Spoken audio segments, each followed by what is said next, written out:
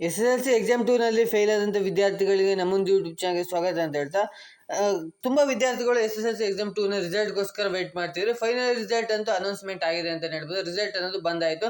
ನಿನ್ನೆ ಮೇ 30ಕ್ಕೆ ರಿಸಲ್ಟ್ ಅನ್ನೋದು ಅನೌನ್ಸ್ಮೆಂಟ್ ಆಗಿದೆ. ಯಾರೆಲ್ಲ ಇನ್ನೂ ರಿಸಲ್ಟ್ನ ಚೆಕ್ ಮಾಡಿಲ್ಲ, ಬೇಗ ಹೋಗಿ ನಿಮ್ಮ ಒಂದು ರಿಸಲ್ಟ್ನ ಚೆಕ್ ಮಾಡಿ. result.nic.in ಅಂತ ಗೂಗಲ್ ಸರ್ಚ್ ಮಾಡಿದ್ರೆ ನಿಮ್ಮ ಒಂದು ರಿಸಲ್ಟ್ನ ಚೆಕ್ ಮಾಡ್ಬೋದು ಅಂತ ಹೇಳ್ಬೋದಾಗಿದೆ.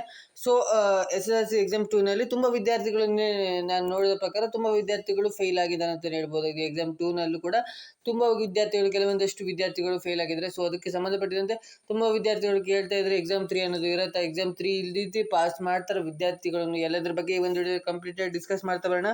ಸೊ ಮೊದಲನೇದಾಗಿ ಎಲ್ಲದನ್ನು ನೋಡ್ತಾ ಹೋಗೋಣ, ಏನೇನು ಎಕ್ಸಾಮ್ 3 ಇರುತ್ತಾ ಇಲ್ವಾ, ರಿವ್ಯಾಲ್ಯೂಯೇಷನ್ ಸ್ಕ್ಯಾನರ್ಡ್ ಕಾಪಿನ ಹೇಗೆ ತಗೊಳೋದು ಎಲ್ಲದನ್ನು ನೋಡ್ತಾ ಹೋಗೋಣ.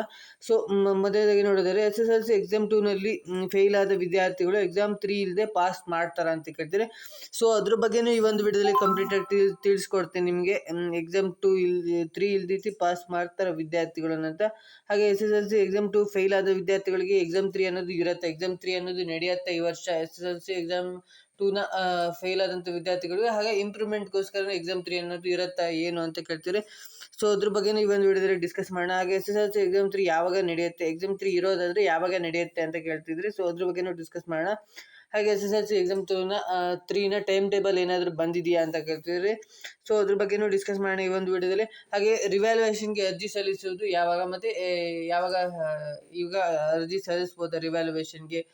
ನಮಗೆ ಮಾರ್ಕ್ಸ್ ಕಡಿಮೆ ಬಂದಿದೆ, ಫೇಲ್ ಆದ ವಿದ್ಯಾರ್ಥಿಗಳು ಮತ್ತೆ ರಿವ್ಯಾಲ್ಯೂಯೇಷನ್ಗೆ ಅರ್ಜಿ ಸಲ್ಲಿಸ್ಬೋದು. ಅದಕ್ಕೆ ಏನಾದರೂ ಫೀಸ್ ಅನ್ನೋದು ಇರುತ್ತಾ, ಸೊ ಅದ್ರ ಬಗ್ಗೆನೂ ಡಿಸ್ಕಸ್ ಮಾಡೋಣ. ಹಾಗೆ ರೀಟೋಟಲಿಂಗ್, ಇದರಿಂದ ಅಂಕಗಳು ಹೆಚ್ಚಾಗುತ್ತೆ. ರೀಟೋಟಲಿಂಗ್ ಅಂದರೆ ಮತ್ತೆ ಟೋಟಲ್ ಮಾಡೋದ್ರಿಂದ ಏನಾದರೂ ಅಂಕ ಬರುತ್ತಾ ಅಂತ ಕೇಳ್ತಾರೆ. ಹಾಗೆ ಸ್ಕ್ಯಾನರ್ಡ್ ಕಾಪಿ ಉತ್ತರ ಪತ್ರಿಕೆಯನ್ನು ಹೇಗೆ ಪಡೆಯುವುದು ನಮ್ಮದು ಅಂತ. ಸೊ ಇದೆಲ್ಲದ್ರ ಬಗ್ಗೆ ಒಂದು ವಿಡಿಯೋದಲ್ಲಿ ಕಂಪ್ಲೀಟಾಗಿ ಡಿಸ್ಕಸ್ ಮಾಡೋಣ. ಅದಕ್ಕಿಂತ ಮುಂಚೆ ನೀವೇನಾದ್ರು ಫಸ್ಟ್ ಟೈಮ್ ನಮ್ಮದು ಯೂಟ್ಯೂಬ್ ಚಾನಲ್ ನೋಡ್ತೀರಾ, ವಿಡಿಯೋಗೊಂದು ಲೈಕ್ ಕೊಡಿ, ಹಾಗೆ ಚಾನಲ್ನ ಸಬ್ಸ್ಕ್ರೈಬ್ ಮಾಡಿಕೊಂಡು ಸೊ ವಿಡಿಯೋನ ಶುರು ಮಾಡೋಣ.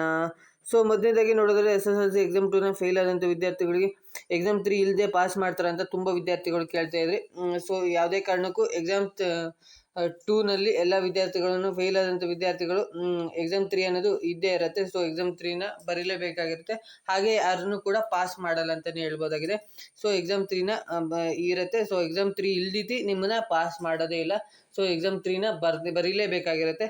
ಸೊ ಇದೊಂದು ನಮ್ಮ ಗಮನದಲ್ಲಿ ಇಟ್ಕೊಳ್ಳಿ. ಎಕ್ಸಾಮ್ 2 ಆದಮೇಲೆ ಫೇಲ್ ಆದಂಥ ವಿದ್ಯಾರ್ಥಿಗಳು ಎಕ್ಸಾಮ್ 3 ಬರೀಲಿಲ್ಲ ಅಂದರೆ ನೀವು ಫೇಲ್ ಅಂತಲೇ ಕನ್ಸಿಡರ್ ಮಾಡ್ತಾರೆ. ಸೊ ಮತ್ತೆ ನೀವು ಇನ್ನೊಂದು ವರ್ಷನೇ ಬರೀಬೇಕಾಗುತ್ತೆ. ಅದಕ್ಕೋಸ್ಕರ ಎಕ್ಸಾಮ್ 3 ಬರೆಯೋದು, ಅಟೆಂಡ್ ಮಾಡೋದು ಒಳ್ಳೆಯದಂತಲೇ ಹೇಳ್ಬೋದಾಗಿದೆ. ಸೊ ನೆಕ್ಸ್ಟ್ ನೋಡಿದ್ರೆ SSLC ಎಕ್ಸಾಮ್ 2 ಫೇಲ್ ಆದ ವಿದ್ಯಾರ್ಥಿಗಳಿಗೆ ಎಕ್ಸಾಮ್ 3 ಇರುತ್ತಾ? ಹೌದು, ಈ ವರ್ಷ ಎಕ್ಸಾಮ್ 3 ಅನ್ನೋದು ನಡೀತಿದೆ. ಸೊ ಎಕ್ಸಾಮ್ 3 ಅನ್ನೋದು ಇರುತ್ತೆ. ಸೊ ಆದಷ್ಟು ವಿದ್ಯಾರ್ಥಿಗಳು ಎಲ್ಲರೂ ಎಕ್ಸಾಮ್ 3ನ ಅಟೆಂಡ್ ಮಾಡಿ. ಫೇಲ್ ಆದಂಥ ವಿದ್ಯಾರ್ಥಿಗಳು ಹಾಗೆ ಇಂಪ್ರೂವ್ಮೆಂಟ್ಗೋಸ್ಕರ ತುಂಬ ವಿದ್ಯಾರ್ಥಿಗಳು ಎಕ್ಸಾಮ್ 3ನ ಅಟೆಂಡ್ ಮಾಡಿದ್ರೆ ಒಳ್ಳೆಯದು. ಇಂಪ್ರೂವ್ಮೆಂಟ್ ಮಾರ್ಕ್ಸ್ ಏನಾದರೂ ಕಡಿಮೆ ಇದ್ದರೆ ಸೊ ಇಂಪ್ರೂವ್ಮೆಂಟ್ಗೋಸ್ಕರನೂ ಎಕ್ಸಾಮ್ 3ನ ನೀವು ಅಟೆಂಡ್ ಮಾಡ್ಬೋದು. ಸೊ ಅದಕ್ಕೋಸ್ಕರ ಎಕ್ಸಾಮ್ 3 ಅನ್ನೋದು ಇದೇ ಜೂನ್ ಎಂಡಿಂಗ್ ಟೈಮಲ್ಲಿ ಬರುವ ಚಾನ್ಸಸ್ ಇದೆ ಎಕ್ಸಾಮ್ 3. ಸೊ ಆದಷ್ಟು ವಿದ್ಯಾರ್ಥಿಗಳು ಯಾರೆಲ್ಲ ಫೇಲ್ ಆಗಿದ್ರೆ ಅಂಥ ವಿದ್ಯಾರ್ಥಿಗಳು ಅಟೆಂಡ್ ಮಾಡೋದು ಒಳ್ಳೆಯದಂತ ನನ್ನ ಅಭಿಪ್ರಾಯ. ನಿಮಗೆ ಏನು ಅನಿಸುತ್ತೆ ಅಂತ ಕಮೆಂಟ್ ಮಾಡಿ. ಹಾಗೆ SSLC ಎಕ್ಸಾಮ್ 3 ಯಾವಾಗ ನಡೆಯುತ್ತೆ ಅಂತ ಕೇಳ್ತೀರಿ. ಸೊ ಇದೇ ಜೂನ್ ಎಂಡಿಂಗಿಗೆ SSLC ಎಕ್ಸಾಮ್ 3 ಅನ್ನೋದು ನಡೆಯುತ್ತೆ. ಸೊ ಇನ್ನು ಯಾವುದೇ ರೀತಿ ಟೈಮ್ ಟೇಬಲ್ ಅನ್ನೋದು ಬಂದಿಲ್ಲ. SSLC ಎಕ್ಸಾಮ್ 3ನ ಟೈಮ್ ಟೇಬಲ್ ಬಿಟ್ಟಿದ್ದಾರೆ ಅಂತ ಕೇಳ್ತಿದ್ರಿ. ಇನ್ನು ಯಾವುದೇ ರೀತಿ ಟೈಮ್ ಟೇಬಲ್ ಬಿಟ್ಟಿಲ್ಲ SSLC ಎಕ್ಸಾಮ್ 3ದು. ಟೈಮ್ ಟೇಬಲ್ ಏನಾದರೂ ಬಂದರೆ ನಾನು ನಿಮಗೆ ಅಪ್ಡೇಟ್ ಮಾಡ್ತೀನಿ. ಸೊ ಚಾನಲ್ನ ಸಬ್ಸ್ಕ್ರೈಬ್ ಮಾಡ್ಕೊಳ್ಳಿ. ಟೈಮ್ ಟೇಬಲ್ ಏನಾದರೂ ಎಕ್ಸಾಮ್ 3ದು ಬಂದರೆ ನಾನು ಅಪ್ಡೇಟ್ ಮಾಡ್ತೀನಿ. ಎಕ್ಸಾಮ್ 3 ಅನ್ನೋದು ಇರುತ್ತೆ, ಪಕ್ಕ ಇರುತ್ತೆ ಎಕ್ಸಾಮ್ 3. ಸೊ ಎಲ್ಲರೂ ಈಗಲೇ ಪ್ರಿಪೇರ್ ಆಗಿ. ಯಾರೆಲ್ಲ ಫೇಲ್ ಆದಂಥ ವಿದ್ಯಾರ್ಥಿಗಳು ಪ್ರಿಪೇರ್ ಆಗ್ತಾರೆ ಎಕ್ಸಾಮ್ 3ಗೆ. ಸೊ ಎಕ್ಸಾಮ್ 3ನ ಅಟೆಂಡ್ ಮಾಡ್ಬೋದು ನೀವು. ನೆಕ್ಸ್ಟು ರಿವ್ಯಾಲ್ಯೂಯೇಷನ್ಗೆ ಅರ್ಜಿ ಸಲ್ಲಿಸಲು ಯಾವಾಗ ಅವಕಾಶ ಸಿಗುತ್ತೆ ಅಂದರೆ, ನೀವೇನಾದರೂ ಫೇಲ್ ಆಗಿದ್ದರೆ ಅಥವಾ ಮಾರ್ಕ್ಸ್ ಏನಾದರೂ ಕಡಿಮೆ ಬಂದಿದೆ ಎಕ್ಸಾಮ್ 2ನಲ್ಲಿ, ನೀವು ರಿವ್ಯಾಲ್ಯೂಯೇಷನ್ ಎಕ್ಸಾಮ್ ರಿಸಲ್ಟ್ ಅಂದರೆ ನಿನ್ನೆ ರಿಸಲ್ಟ್ ಬಂತಲ್ಲ ಮೇ 30ಕ್ಕೆ.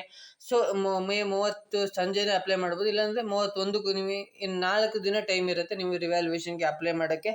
ಸೊ 4 ದಿನದೊಳಗಡೆ ನೀವು ರಿವ್ಯಾಲ್ಯೂಯೇಷನ್ಗೆ ಅಪ್ಲೈ ಮಾಡ್ಬೋದು, ಅರ್ಜಿ ಸಲ್ಲಿಸ್ಬೋದು. ನಿಮ್ಗೇನಾದರೂ ಮಾರ್ಕ್ಸ್ ಬರುತ್ತೆ ಅನ್ನೋ ಕಾನ್ಫಿಡೆನ್ಸ್ ಇದ್ದರೆ 100% ನೀವು ಅರ್ಜಿ ಸಲ್ಲಿಸಿ. ನಿಮ್ಗೇನಾದರೂ ಮಾರ್ಕ್ಸ್ ಬಂದರೆ ನೀವು 100% ಪಾಸ್ ಆಗ್ತಾರೆ. ಇಲ್ಲ ನಿಮ್ಗೆ ಇಂಪ್ರೂವ್ಮೆಂಟ್ ಆಗಿದ್ರೆ ನಿಮಗೆ ಮಾರ್ಕ್ಸ್ ಏನಾದರೂ ಬರುತ್ತೆ ಅನ್ನೋ ಕಾನ್ಫಿಡೆನ್ಸ್ ಇದ್ದರೆ ಅಪ್ಲೈ ಮಾಡಿ. ಆವಾಗ ಮಾರ್ಕ್ಸ್ ಜಾಸ್ತಿ ಆಗುವ ಚಾನ್ಸಸ್ ಕೂಡ ಇದೆ ಅಂತಲೇ ಹೇಳ್ಬೋದಾಗಿದೆ. ಸೊ ನೆಕ್ಸ್ಟು ರೀಟೋಟಲಿಂಗ್, ಇದರಿಂದ ಅಂಕ ಹೆಚ್ಚಾಗುತ್ತೆ ಅಂತ ಕೇಳಿದ್ರೆ, ಏನಾದರೂ ಮಾರ್ಕ್ಸ್ ಅವ್ರು ಕ್ಯಾಲ್ಕುಲೇಟ್ ಮಾಡ್ತಿರ್ತಾರಲ್ಲ, ಸೊ ಅವಾಗ ಏನಾದರೂ ಮಿಸ್ಟೇಕ್ ಆಗಿದ್ರೆ ಮಾತ್ರ ಮಾರ್ಕ್ಸ್ ಅನ್ನೋದು ಜಾಸ್ತಿ ಆಗುತ್ತೆ. ಇಲ್ಲಾಂದರೆ ಯಾವುದೇ ಕಾರಣಕ್ಕೂ ಜಾಸ್ತಿ ಆಗಿಲ್ಲ, ಮತ್ತೆ ಟೋಟಲ್ ಮಾಡಿದಾಗ ಅದೇ ಮಾರ್ಕ್ಸ್ ಬರುತ್ತೆ. ಸೊ ಎಲ್ಲಾದರೂ ಅವ್ರು ಏನಾದರೂ ಮಿಸ್ಟೇಕ್ ಮಾಡಿದರೆ ಆವಾಗ ನೀವು ರೀಟೋಟಲಿಂಗ್ಗೆ ಅಪ್ಲೈ ಮಾಡಿದಾಗ ಮತ್ತೆ ಎಲ್ಲಾದರೂ 1 ಅಥವಾ 2 ಮಾರ್ಕ್ಸ್ ಏನಾದರೂ ಹೆಚ್ಚು ಕಮ್ಮಿ ಆಗಿದ್ರೆ ಅದು ಬರುವ ಚಾನ್ಸಸ್ ಇದೆ. ತುಂಬ ಮಾರ್ಕ್ಸ್ ಏನು ಡಿಫ್ರೆನ್ಸ್ ಬರಲ್ಲ. ಯಾಕಂದ್ರೆ ಅಷ್ಟೇನು ಮಿಸ್ಟೇಕ್ ಮಾಡಲ್ಲ. ಯಾವುದೇ ಇವ್ಯಾಲ್ಯೂಯೇಷನ್ ಪ್ರೊಸೆಸ್ ನಡೆಯುವಾಗ ಅಷ್ಟೇನು ಮಿಸ್ಟೇಕ್ ಆಗಲ್ಲ.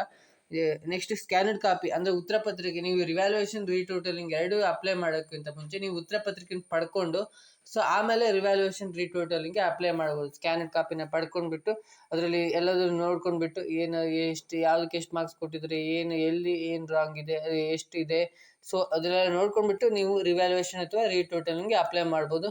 ಸೊ ಈ ಒಂದು ವಿಡಿಯೋದಲ್ಲಿ ನಿಮಗೆ ಅರ್ಥ ಆಗಿದೆ ಅಂತ ಅಂದ್ಕೊಂಡಿದ್ದೀನಿ. ಎಲ್ಲದ್ರ ಬಗ್ಗೆ ತಿಳಿಸ್ಕೊಟ್ಟಿದ್ದೀನಿ. ಎಕ್ಸಾಮ್ 3 ನಡೆಯುತ್ತೆ ಅಂತ ಹೇಳಿದ್ದೀನಿ. ಎಕ್ಸಾಮ್ 3 ಇದ್ದೇ ಇರುತ್ತೆ 100%.